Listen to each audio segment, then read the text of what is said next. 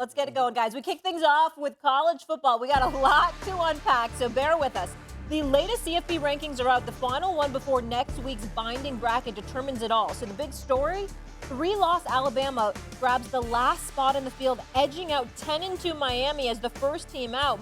Alabama aiming for its 9th playoff appearance in the last 11 seasons. Now here's committee chair in Michigan AD Warde Manuel on why Alabama sits ahead of Miami. What it really came down to is Alabama is 3-1 against current top 25 teams, and Miami is 0-1. Alabama is 6-1 against teams above 500, and Miami's 4-2. Both have had some losses that weren't what they wanted out of those games, but in the last 3 games, Miami has lost twice. And so for us, in evaluating their body of work, we felt that Alabama got the edge over Miami. All right, here we go. Let's break it down. Paul, you're up first. Are you good with Bama being ahead of Miami? I'm very good with it, Molly, because I think Warde Manuel, who's the most important person on the, as part of this conversation, laid it out. Miami has a better record, but that's not really the point. Alabama has played a much better schedule. They've done better against better teams. And ultimately, I think the Georgia win for Alabama way back back in late September really matters. And what Miami did wrong was lose the most important game, and that was to Syracuse. Everyone knows by now they had a 21-point lead. Everyone knows Mario Cristobal blew it at the end by kicking a field goal, which didn't really help him instead of going for it on 4th and 10. And I admit more than anyone that Alabama has had some just ghastly losses. Vanderbilt early, Oklahoma late, but that overwhelmed the fact that they won big games against good opposition. I think overwhelmed the committee in favor of them over Miami, who lost 2 of its last 3 against Georgia Tech and Syracuse. You know what, Paul Finebaum? You're supposed to wait a few minutes before disgusting me this morning. You're really not supposed to be disgusting me at the top of the damn show, Paul Finebaum. I love you. But come on now. Listen, we got to call it what it is. If it was me, it's usually Alabama all day, every day. Not this year. I've been incredibly disappointed. And this is what I would say to you and Doggy. You tell me what's worse. You having a bad 2-game stretch, particularly losing a road game with a 21-point lead to a Syracuse, or you lose it to an unranked team early and then lose it to another unranked team late. To me, you know what? I got a problem with the latter.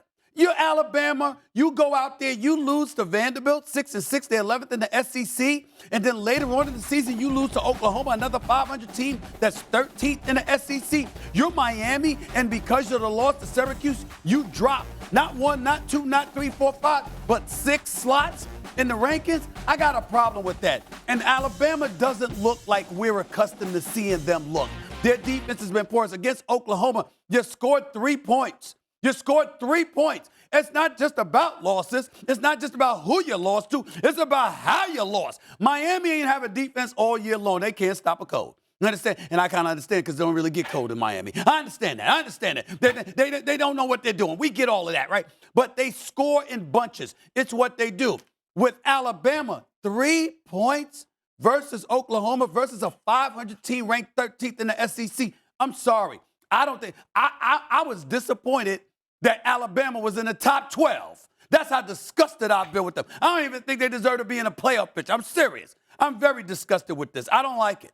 Paul did a great job. He's 1,000% right. No. Miami, who was fortunate to beat Virginia Tech in a replay, who was fortunate to beat Cal, who beat and their authorities making a big deal. Well, we beat Florida. They beat Florida on August 31st with Graham Mertz, a quarterback. You mentioned 21-0. They had a lead against Syracuse. They fell apart. Forget the call by Cristobal. He should have gone for it there, but they weren't going to win the game anyway. They couldn't stop the whole game. And then against Georgia Tech, they get demolished up in Atlanta. Miami does not deserve to be in the playoff. Now, you want to argue Alabama, South Carolina, Ole Miss? We can have a discussion. But if you're going to sit there and you are not going to take a 4th-place team out of the SEC, and here's another way to look at it. If Alabama played Miami on a neutral field right now, who'd be favored in the game? Alabama would be. By about a touchdown. So, I mean, that shows Okay, you that they Vegas were- thinks that Alabama's a better football team than Miami. Well, first of all, you have to make up your mind. Because on several occasions in the past, what you've done, dog, is you've sat up there and said, you know what? Just because you're in a particular conference doesn't mean that you should automatically be ordained with such a status. Now you're sitting here talking to me. All right, well, who would be favored? It's Alabama. They're the fourth best team in the SEC or whatever the case may be. I'm sitting there telling you, they lost to Vanderbilt early. They lost to Oklahoma late. You know how these victories matter. It'd be one thing if you go through a bad 2-week stretch. Nah. You showed up sporadically throughout the year being models of inconsistency. And if you're DeBoer, you inherited Nick Saban's program. Listen, you didn't inherit garbage. You inherited a national championship contender. You have any idea, and I can't believe I got to explain this to you, Paul, what an indictment it is to score 3 points against Oklahoma. When has Oklahoma held anybody to 3 points? I don't think that's happened since the days of Barry Switzer as their coach. You got to be kidding me. And suddenly they're able to go against Alabama and lock them down offensively. Come on, y'all. Alabama, I think that Alabama is giving credit because they're in the SEC. I don't think they deserve it. I've been very disappointed. You think Miami that lost 2 out of the last 3, they don't deserve it either. I'm not saying, well, listen, Miami is a high-powered offensive team that doesn't play defense against anybody. We understood that about them from day one coming into this season. So knowing that and knowing that they're going to put up points in bunches, that's their identity, doggy. At least we know what they are. They score points and they try to outbeat you. It's going to be a big-time offensive showcase when you're going up against Miami. Miami show up in a bowl game. Yeah, they might win. It might be 50-48. It might be 42-40 or something like that. You understand that's what you're getting with Miami. You don't know what the hell you're getting with Alabama, Finebaum. Well, Stephen A., what you have to understand is this is not last year when there's only 4 schools. We're talking about 12 schools. So as you get to the bottom, they're not perfect. And we've had too many conversations for me to try to convince you this is the same team that Nick Saban coached. They're not. But to argue just because Miami has Cam Ward, just because they have the best offense in the country, that's no reason to get in. You have to look at what they've done versus what Alabama has done. That's all we're talking about here. And I understand the committee. I mean, Alabama has a better resume. I don't know how else you look at it. They also passed the eye test. I don't really think it was that close because Doggy made the best point I've heard. Ole Miss and South Carolina probably ought to get in over Miami. Okay. It's not about me being pro-Miami. It's about me being anti-Alabama. I get it. And Alabama. So if you want to tell me Ole Miss, I'm good with it. You want to tell me it's Ole Miss, I'm good with it. You want to tell me it's South Carolina, I'm good with it. I'm talking about Alabama. I understand. I remember, Stevie, if SMU, Paul, answer this. If SMU loses to Clemson. And they're 11-1. Alabama's not going to make it, right? Isn't that correct, Paul? That if SMU loses, they're going to bump Alabama out of this anyway. Okay. Right? Yes or no? Answer it. I don't even know. Doggy, I thought that was the case until I heard Warde Manuel last night. He was asked that question by Reese, and he opened the door for Alabama to jump over SMU. So I think that's really the remaining question. And frankly, there's not much left to be determined. But I think that's up for grabs now. So you got 3 losses. You ain't gonna play in the ACC Championship game. You're not gonna win a conference championship, but you get to leapfrog over SMU even if they beat Clemson. No, that would beat Clemson. I'm talking about what he just said. I'm talking about what he just said. Right, exactly. I said to leave the door open for that. What the hell are they smoking there with that committee? So in other words, listen, it's not basketball where you get an opportunity to play everybody. You can only play what the schedule allows you to play, okay? That's all you can do in football. You're trying to tell me if SMU beats Clemson and they finish the season 12-1 and they're ACC champions, you're trying to tell me that you would still condone Alabama leapfrogging over that. Now, that's egregious. That is egregious. No, Steve. If SMU wins, they're in. They're automatic. They go. But the question is, if Clemson beats if Clemson beats SMU, then it comes down to SMU and Alabama for that final spot. I'm saying, I understand that point. And I know if they win, they automatically in. I was just saying, I'm talking about the rankings. I'm not even talking about SMU. I'm saying even if you put Alabama above them, I've got a problem with that. I understand. And they That's might be. all I was saying, Paul. And they might be. All right, Paul, let Right. me ask you this. Coming off another loss to Michigan, how far does Ryan Day have to go in the playoffs to save his job? I believe he probably needs to get to the championship game because he has literally lost all the goodwill that he has earned. And I'm not going to sit here and say that he's done a bad job. He's 66-10, Molly. He's been to the championship game. He lost by 28. He's been there other times when he lost to Georgia a couple of years ago. But to me, he's paid $10 million a year to win one game. That's the Michigan game. Yeah, if he lost to Jim Harbaugh last year, I get that. Jim Harbaugh had the best team in the country. But this Michigan team is garbage. They were a 23.5-point underdog at home. This is the same team on the second week of the season, Doggy and Stephen A. and Molly, that Texas went to the Big House and beat them by 4 touchdowns. It's inexcusable. And you people understand how big that game is. It's arguably the biggest rivalry in the country. And to lose 4 times, anybody else would have been fired already. The fact that he has a playoff gives him a chance, and he may have a very good chance because remember, they spent $20 million on that roster. It's the best roster in college football, and look what he did with it. If you look at Ryan Day's record, this shouldn't even be a discussion. He doesn't deserve to be fired. When you look at him, 7 years, 6 full seasons. Paul just said it's 66-10 overall, 46-5 in Big Ten play, 2 Big Ten championships, all right, 2-4 in the college football playoffs and other bowl games. 3 previous college football playoff appearances, 1-3 though. Look at it from this perspective.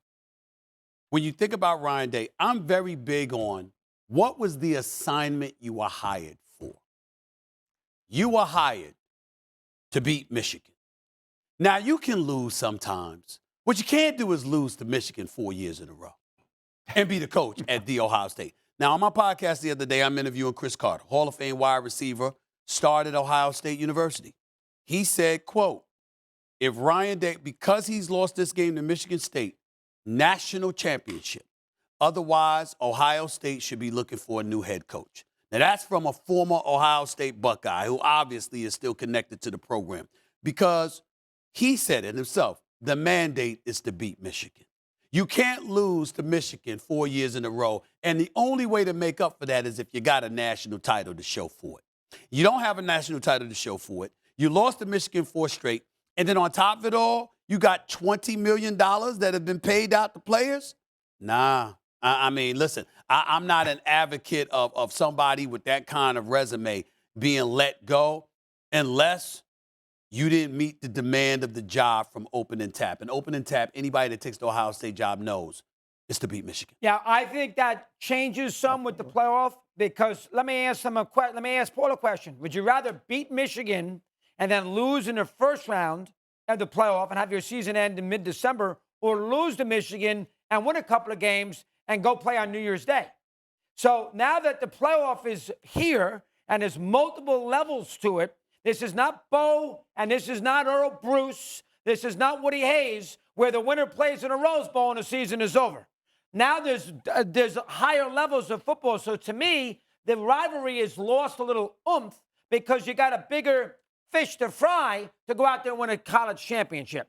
Now, it may not be the same. Columbus and Ann Arbor may not think that. That's where I was going. That's where I was going. But the national feel thinks that. Well, and that's why I think Day gets a break. Well, you could say the national feel says that, but what matters is what the Ohio State Buckeyes fans and the program and the administration say and feel, because they're the ones who employ you. And if you are not getting the job done to their satisfaction, well, they got to find somebody who will. It's just that simple. When you're at Ohio State, it's beat Michigan. All right, Paul, final word here. Yeah, I mean, Stephen A. is right. And Doggy, it's hard to explain to people that don't live in that rivalry, but it is that important. Ryan Day has said it. He talked about a recent death and said it was similar to a family member. It was similar to losing this game. So, I mean, I don't think he has anywhere to go. He has zero goodwill in Columbus, Ohio right now, and a national championship will get a lot back. So in other words, but short of let me that, get this straight. I think he's history. Let me ask this straight. They're going to have 100,000 people there on December 20th. He's going to get a home game. He beats Tennessee in a classic, 35-31. And they're all celebrating before Christmas. All they're going to talk about is losing to Michigan? No. When he's in the semifinals of the NCAA? Wait. Again, Chris Carter said national championship. National championship. And then here's the other thing. Dougie. I throw this to you. He didn't lose to Jim Harbaugh this time. I know, I understand that. He lost to Sharon Moore. No. That's a big deal. Because respect to Moore, and we wish him nothing but the best in his future endeavors at Michigan. Yeah. But he is not Jim Harbaugh. You cannot lose. You can't beat Ryan Day, who, by the way, beat Jim Harbaugh earlier on in his career before he started to nosedive over the last 3 years. And then Jim Harbaugh is gone. What did we say when Michigan beat him last year? All right, well, Michigan's going to win the national championship. This is who they are, blah, blah, blah. Guess what we're going to look at? Okay, next year, it'll be more somebody else coaching the team. Ryan Day better win then. And then you go out and lose, and you get held to 10 points in the process? You can't lose that game to that coach. Oh, no, now you Ryan Day. You some new coach that's different. Ryan Day can't be losing to Jim Harbaugh and then turn around and lose to Sharon Moore. Sharon Moore became a first-time head coach, coaching at Michigan, and this man went out there and beat Ryan Day in Ohio State. That is bad. That is bad. You may continue. Oh, we shall see. Thank you for that. Paul, thank you so much. We appreciate you. We'll talk Thank to you, Paul. you soon.